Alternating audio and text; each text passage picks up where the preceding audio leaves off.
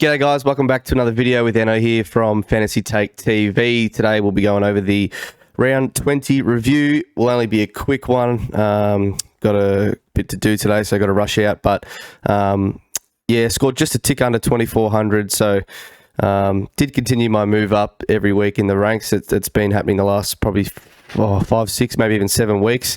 But this week by only 26 spots. So wasn't the greatest week. A couple of players let me down.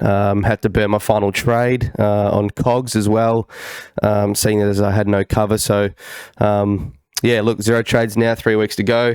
Tighten the sphincter, hopefully get no injuries, but I think I'll have cover now. I think some players should be back and hopefully play out the rest of the year on my bench. So if needed, can call upon them. So won 8 out of 10 leagues. Most importantly, just one cash league that I want to win. The rest I don't really care about, but won the cash league. So happy with that. I guess we'll go through the team. So had to trade Cogs on Saturday. Obviously they were basically the second game of the round, or third, pretty much started 20 or so minutes after the Collingwood Port game, so only had a bit of time to think about what I was going to do. Paul Curtis had COVID, so he was out. Otherwise, I probably would have saved the trade and just run with Paul because I think it looks like Cogs should be back. Was only managed. Although I don't, pulling out before the game as managed doesn't really make too much sense. You'd think that'd be a call made during the week, but we'll see. He's gone now, Cogs, so whether he's back or not doesn't really matter for me. But yes, I had 50k to get a forward, and realistically, the only two I saw fit were Baz Smith and Taranto that I didn't have. Royal Marshall quickly was the other one that I would have considered if I knew that Tom Campbell wasn't playing, but unfortunately that news was released later, so I didn't really ever consider him, and I'm not super sure that I would have gone with it if Tom Campbell was out. I consider and say hard done by, because if he was out I would have gone with him, but I probably would have at least considered him in the couple of players that I was going to go. But anyway, went with Baz. He didn't go too great down at Cardinia Park, which I didn't fully expect him to anyway. He needs a lot more space on bigger grounds than that to run and carry, but he didn't use the ball too great. But it is what it is. Had to get a player on, had to get a score, or else I was taking a donut. So took the risk, lose the last trade, and that's the result of it. So we'll start in defence. Sinclair got tagged and then sort of moved off. Sort of once that game was just wrapped and done with in the second half, a bit of a nothing game, that one, and he was able to find the footy in the second half. Dacos had a quiet period throughout the game, had a decent third quarter, and then I think the fourth didn't do a hell of a lot, or maybe vice versa, but not too great from him, but hopefully there's another few just decent scores in the last 3 weeks from him. Sicily sort of just been doing 90s, I think, with the odd ton mixed in there the last probably almost 2 months. So hasn't gone as large as he did early, but I think just didn't get as many kickouts as he normally would. Hardwick's taken quite a lot of those over the last month or so. So it is what it is. Still been a great pick for most of the year. Dawson, he has been a great pick for most of the year since starting with him. He's been awesome. Probably someone we'll look at next year for sure. Doherty, a bit disappointing, just the last 2 weeks having to trade Hewitt, as again, I had no cover. So last week, obviously Mass was in this week, but he wasn't last week. So traded Hewitt, and it was a good call because Hewitt obviously hasn't come back and may not even come back again with that back. But Doherty's just been an absolute clanger machine the last 2 weeks. I think, 8 this game or something. And then last week, just junked it all in the second half after an early poor part of the game, so he hasn't really been able to kick on and ton up. So still getting a lot of the ball, but just needs to clean up his disposal. And I think he was giving away frees as well, but it is what it is. And then Shorty, he just played 3 positions yesterday. He started at halfback, was looking good. Well, he wasn't exactly, but the role was. He turned it over a couple of times and then got yanked again. So we think he spent only like half the time on the ground in the first quarter. Second quarter, obviously, Dimmer threw him back on and put him forward. Didn't obviously like what he saw in the first quarter, which, look, it's probably a bit stiff. He hasn't played defence for 12 weeks. He's been trying to learn a new role as a sort of a forward mid, and then gets 1 quarter in defence and gets yanked. But I think what Dimmer's trying to do. He desperately wishes Shorty was Liam Baker, but he's just not. It's just a simple fact. He's just not. Baker can adapt to roles within game super quickly. I just don't think Shorty's that guy. I think he needs to lock down a position and play it for weeks and weeks. It's actually a talent and a skill for players to be able to do that. Like Dawson can do it, obviously. Bakes, there's probably another other guy, numerous guys, just can't think of. But Shorty's not one of those guys. I think he needs to go back to defence. He needs to solidify that, or even a wing, something like that. But I just don't think he's going to be a Supercoach option going forward into next year. So it's a bit annoying. And then towards the end of the game, he started playing a bit more midfield, as well. So he played a bit of everywhere. I guess injuries in game, and there was a lot of mixing around. Bolter went back and helped us out down there as well when Grimes went down. But yeah, in regards to Shorty, I just think he's playing too many positions. Dimmer can't really lock him down somewhere. And Daniel Rioli, I think I've said it before, he's the main one. He's playing unbelievably well as a halfback and even defending. There's a couple of one-on-ones with Charlie Cameron that he beat him in, and I think that's just been a main factor of Shorty not being able to get back there because Rioli's been so good. So it is what it is. We've got him for now. Hopefully there's a big score in the last 3 weeks to sort of get us to the line. And then Massimo, not sure if he holds his spot. He was okay, I think, but hopefully he does for the rest of the year in case I need him. Touk, so we went VC on Steele against Hawthorn. He sort of just chugged along, couldn't really get a massive one for us, and then stuck the C on Touk, which was just looking like a masterstroke at halftime. And then in the third quarter, I didn't really catch much of, but excuse me, something in my eye. He went off really early or something, and then didn't spend a lot of time on the ground. Came back on for his second stint and just didn't do too much. I think he only scored about 15 points in the third quarter. And then in the fourth, really late, just went bananas, got like the winning goal assist, won a couple of hard balls there and shot up about 20 or 30 points in the last couple of minutes. So I guess the close game scaling, and obviously I benefited from this week, but I think it's been really jacked up this year, positively or negatively. Like a couple of weeks ago, we saw Dawson go from, 105 to 90 just because he didn't touch the ball in the last 5 minutes or 10 minutes of the game. And they've just been either absolutely robbing points off players or just jacking them on like they did to Touk yesterday. And whilst I guess a bit of them are deserved, I just think it's been really, really high, and multiplied, as I said, either positively or negatively. So look, I guess that's their formula. That's the way they want to do it. But yeah, I feel like there's been a really big swing sometimes towards, and there's been a lot of close games recently as well in the past month or so. So anyway, it is what it is. And then Clary wasn't too great on the Friday night. Got tagged by Aish a bit.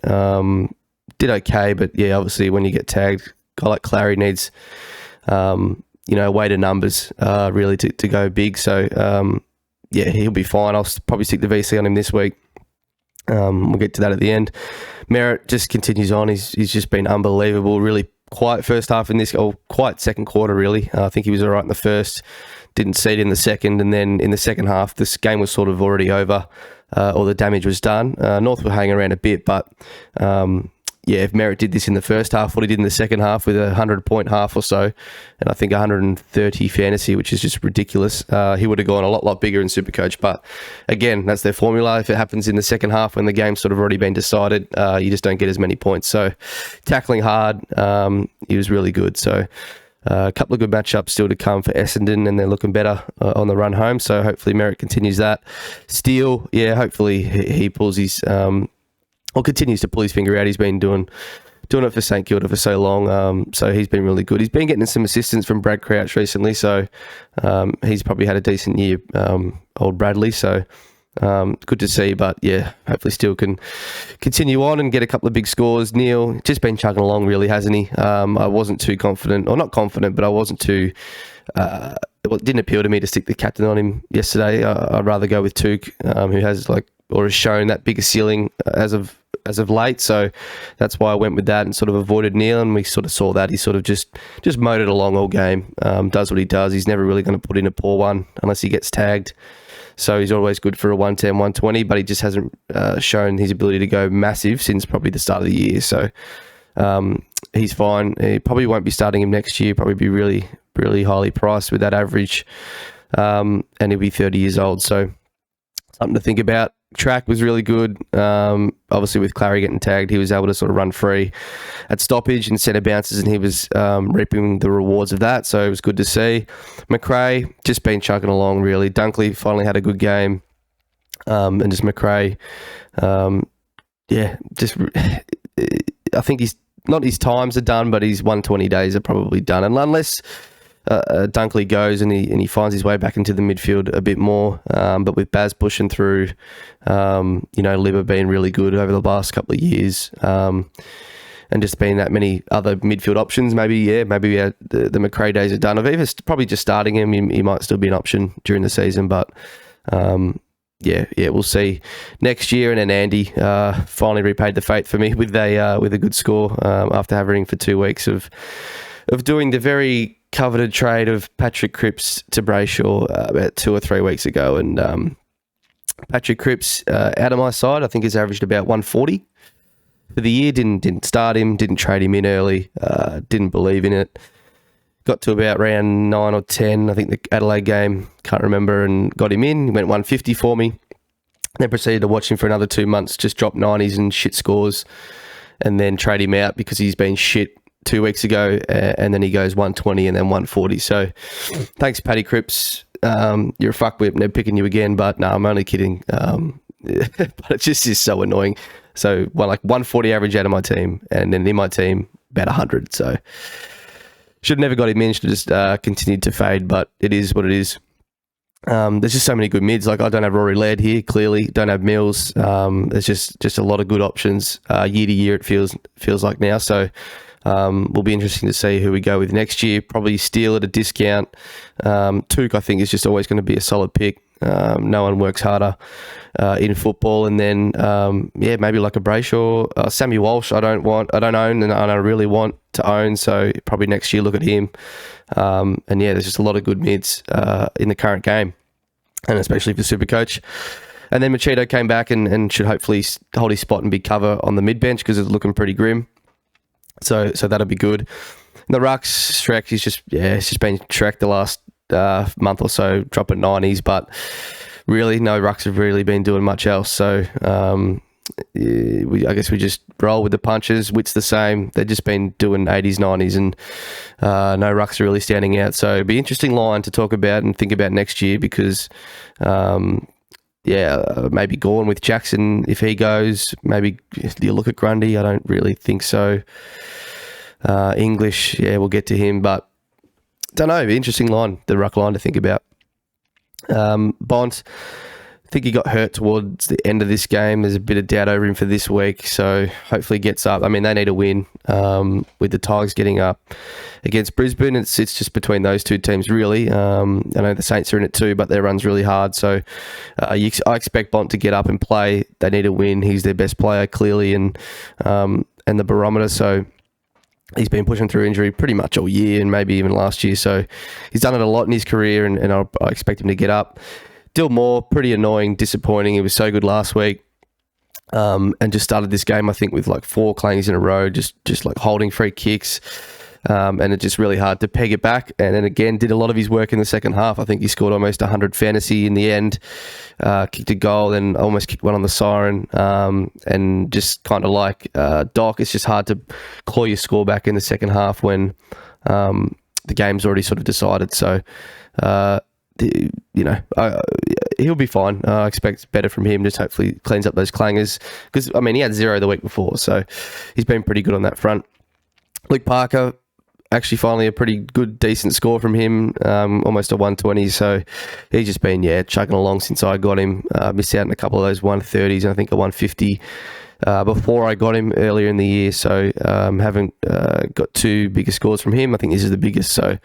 He'll be fine. And then Baz, just had to get him in for Cogs or get someone in, and he was the one I chose and just didn't go too great first up. So 3 weeks to go. Give me some good scores, Baz. You owe me, mate. So, we'll see.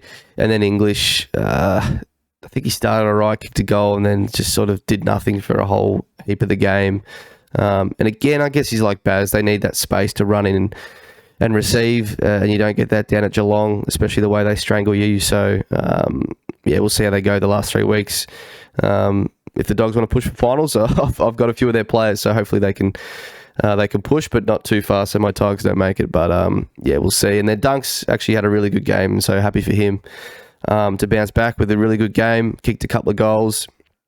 So yeah, happy to see that, and be interesting to see at the end of the year whether he goes anywhere or if he stays. So yeah, if he goes somewhere, probably be a really good pick with the forward status still. So we'll see. And then Paul Curtis hopefully back as my cover. He had COVID, so unfortunate there. And then Maurice is just the super sub.